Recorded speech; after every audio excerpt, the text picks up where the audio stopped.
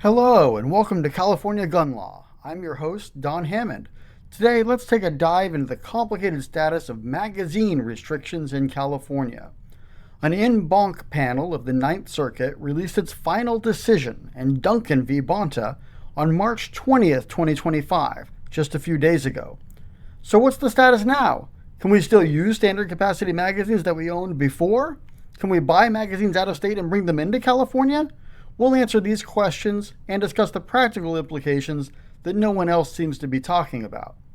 I'm a licensed California attorney, a criminal defense attorney, and a shooting instructor. I regularly help teach the 16-hour class that's required to get a concealed carry license in California.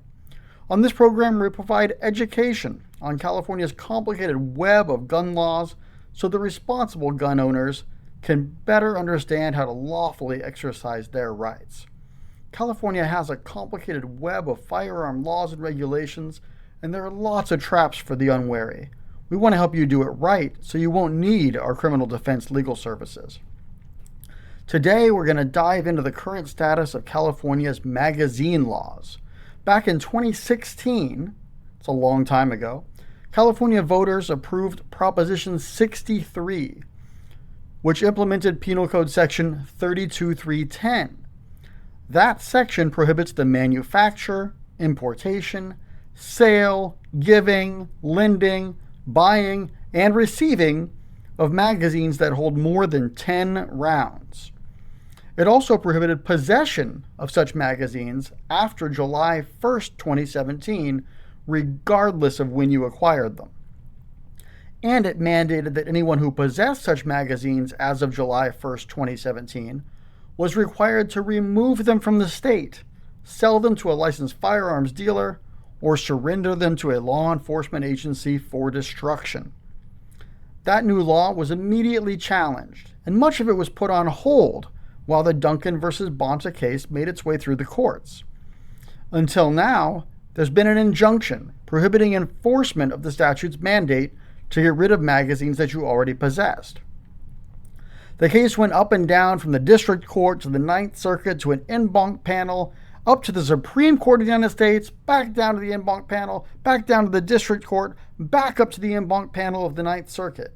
1 year after the last round of oral argument before the en banc panel, and a little over 8 years after the new law was enacted, the Ninth Circuit released its final decision on the case, and it's not good for firearm owners and advocates. The Ninth Circuit has now ruled that magazines holding more than 10 rounds are not arms protected by the Second Amendment. They're merely accessories. The court acknowledges that a magazine is necessary to fire most modern firearms, and that some magazines would therefore be protected. But because the firearm will function with a 10-round magazine, they said that you have no right to possess a larger magazine. To me, this raises an interesting question as to what if manufacturers refuse to make 10-round magazines, making those magazines functionally unavailable? Would standard capacity magazines then be protected? The court goes further to hold that regulation of magazines is supported by this country's historical tradition of firearm regulation. This is the analysis under the 2022 Supreme Court case called New York Rifle and Pistol Association versus Bruin. They analogize magazine capacity restrictions to laws regulating how gunpowder could be stored, laws related to trap guns that were rigged to fire when someone entered a building, and laws regulating the carry of uncommon weapons for criminal purposes. They reject outright the suggestion that these standard capacity magazines are common, even though most guns in the United States are shipped with magazines that carry more than 10 rounds. The court spends a lot of time discussing these three categories of historical precedent and how they restricted criminal conduct.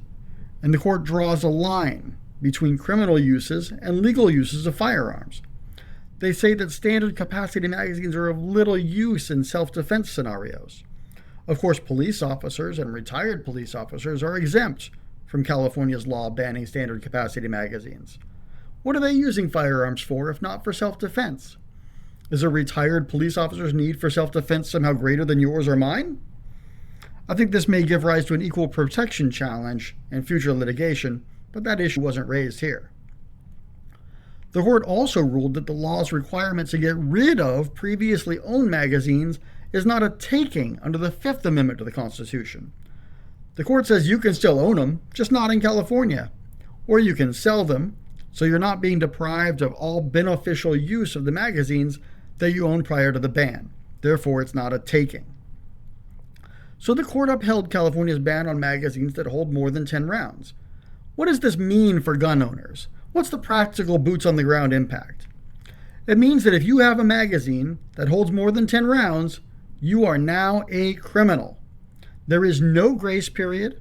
The injunction that prevented enforcement vanished on March 20th. It no longer matters when or how you acquired that magazine. The law has converted lawful gun owners into criminals overnight. As an instructor and a lawyer, I and others commonly told people that if they had the magazines prior to 2017, or if they acquired them during Freedom Week, they were allowed to keep them and use them. That is no longer true. We can no longer advise carrying, transporting, or possessing a magazine that holds more than 10 rounds. Penal Code Section 32310, Subdivision D, gives you a couple of choices.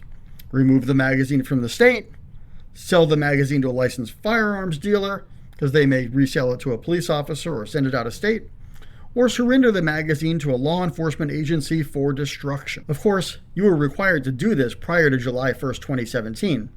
So hop in your time machine and get rid of those magazines. I guess I'll be sending this old magazine to a friend out of state and carrying this one for the foreseeable future. Possession of a standard capacity magazine is what we call a mini wobbler. It can be prosecuted as either an infraction or as a misdemeanor. As an infraction, possession of a magazine that holds more than 10 rounds is punishable by up to a $100 fine. As a misdemeanor, it can carry up to a year in county jail plus up to that $100 fine. That may not seem like a big deal to some people. Jail time is unlikely, diversion is very likely, so you may not even get convicted. Of course, that depends on the judge and the jurisdiction, and there's a lot of variation throughout the state as to how these cases are handled. Some judges might not think it's a big deal. Some judges might want to lock you up. So the next step from here is an appeal to the United States Supreme Court. They've already looked at this case once and sent it back down for reconsideration after the Bruin decision. We expect the parties to file a petition for writ of certiorari. That's a request for the Supreme Court to hear it. We expect them to file that as soon as they can, but the process will take at least a year and probably longer before we get a decision. A year would be very fast by Supreme Court standards, but it's not impossible. This case is in a particularly good position for Supreme Court review because it is a final decision. Many of the other similar cases from across the country that are up on petitions for certiorari are in a very different procedural posture. They're still litigating whether preliminary injunctions are appropriate while the cases are pending. The Supreme Court doesn't usually get involved at that stage. So with a final decision in place, Duncan is in a good position to get cert granted, that is for the Supreme Court to agree to hear the case. The parties are likely to get their cert petition filed in the next month or so that the Supreme Court has a chance to calendar the case for a cert decision before its session ends this June. Then when they resume in October, they could set argument for the next term.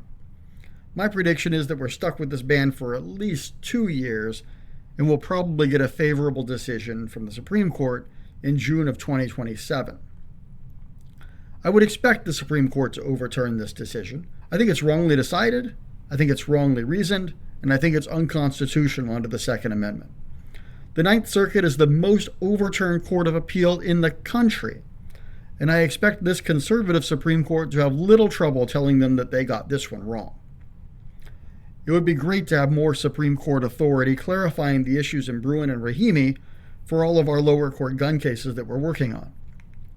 I think Rahimi clouded a lot of things in terms of what historical precedent is appropriate to consider and how analogous it needs to be in order to support a government regulation. So there's a lot to unpack in Duncan v. Bonta and California's magazine bans, but for now, all I can recommend is getting rid of those magazines, otherwise you're subject to prosecution. I'm Don Hammond at California Gun Law. We'll catch you all next time. Stay informed, stay legal, stay safe.